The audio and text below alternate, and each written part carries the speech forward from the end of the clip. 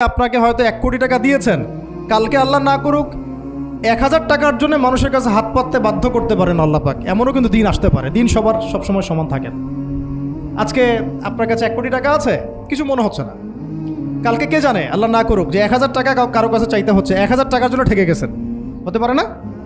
তো রিজিককে মানুষ তাজিম না করলে রিজিক দূরে চলে যায়। দুটো বিষয় খেয়াল রাখবেন, দুটো বিষয়। এক হচ্ছে মাঝে মাঝে মনের মধ্যে কিছু আমল করার ইচ্ছা আসে না? মনে হলো যে আচ্ছা একটু 10টা আয়াত পড়ি, মনে আসে না? মাঝে মাঝে এমন মনে হয় না? ওই সময় এই যে মনের মধ্যে যে এই ইরাদাটা জাগ্রত হওয়া, এটাকে আমরা বলি ওয়ারিদ। অন্য ভাষায় আপনি বলতে পারেন মেহমান। কি বলতে পারেন? এটা আল্লাহর পক্ষ থেকে আপনার কলবের মধ্যে মেহমান হিসেবে এসেছে। এখন আপনি যদি আমলটা করেন, সেই মেহমান বারবার আপনার কলবে আসবে। যদি আপনি ওই সময় আমলটা না করেন, মেহমান চলে যাবে। মেহমান অসম্মানিত হলে পরে আর আসবে না। একইভাবে রিজিক আল্লাহ পাক দিয়েছেন, এর তাজিম যদি করতে পারেন রিজিক বেশি আসবে। রিজিকের তাজিম সম্মান করতে না পারলে রিজিক আসবে না, বেশি কমে যাবে। উসমান রাদিয়াল্লাহু আনহু সবচেয়ে ধনী ছিলেন না? কেন জানেন? কেন? এটা কি জানেন কেন ধনী ছিলেন? একে তো তিনি প্রচুর দান সদকা করতেন, এটা তো আপনারা জানেনই। আরেকটা জিনিস অনেকে জানে না, তিনি উটের পিঠে বসেছিলেন, কিছু একটা খাচ্ছিলেন, এই 2-1টা দানা পড়ে গেছে নিচে। উটের পিঠ থেকে নেমেছেন, নেমে সেই দানা উঠিয়েছেন, পরিষ্কার করেছেন, ধুয়েছেন, আবার খেয়েছেন।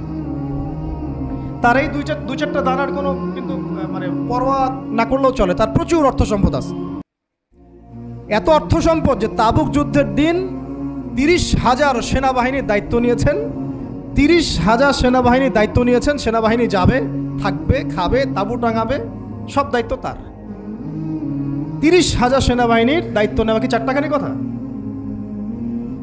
তো এই সাহাবী এই কয়েকটা খাবারের দানা উঠিয়ে খেলেন। নবী সাল্লাল্লাহু আলাইহি ওয়াসাল্লাম বলেছিলেন যে তোমাকে আল্লাহ পাক রিজিক বাড়িয়ে দিবে না কেন? তুমি রিজিকের যে তাজিম, যে সম্মান তুমি করো, এর বদৌলতে আল্লাহ পাক তোমাকে বেহিসাব রিজিক দিবেন।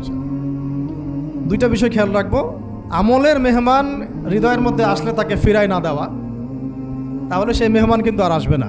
মেহমানকে মূল্যায়ন করলে মেহমান বারবার আসবে। আর রিজিকের তাজিম না করলে রিজিক কিন্তু আপনার ঘরে বেশি বেশি আসবে না। এমনি তো হারামের যুগ, এমনি সুদের যুগ, এমনি ঘুষের যুগ। অলমোস্ট এভরি ফ্যামিলি সুদখোর এখন, অলমোস্ট এভরি ফ্যামিলি। মেয়েরা স্পেশালি যারা শাশুড়ি টাইপের, আপনারা মাইন্ড করেন না, তাদের সাইকোলজি যে এতই নিচে নেমে গেছে এখন যে আমার মেয়ে জাহান্নামে যায় যাক, হ্যাঁ আমার মেয়ে জাহান্নামে যায় যাক, সমস্যা নাই, দুনিয়াতে সে যেন ভালো থাকে।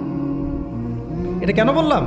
একটা সুদখোরের ঘরে তুলে দিতে সে দ্বিধাবোধ করতেছে না, একটা দুর্নীতিবাজের ঘরে তুলে দিতে দ্বিধাবোধ করতেছে না, একটা ঘুষখোরের ঘরে তুলতে দ্বিধাবোধ করতেছে না, একটা মানে কি বলবো মাদক সেবী, ড্রাগ এডিক্টেড, বা এই যে আর কি বলবো ফাসেক জালেম, এই ধরনের ঘরে উঠাই দিতেও সে দ্বিধাবোধ করছে না। 5তলা বাড়ি চাই আমার মেয়ে 5তলা বাড়ি থেকে সুখে থাকবে। এই যে সুখের ডেফিনেশন এখানে দিয়েছেন আপনারা।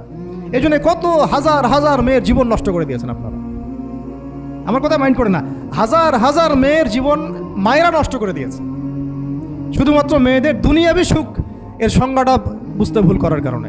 এর নাম যদি সুখী হইতো, তাহলে অমুসলিমরা সুখী না কেন? পশ্চিমারা সুখী না কেন? ওরা আত্মহত্যা করে কেন? এভাবে মেয়েদের জীবন নষ্ট করেছেন।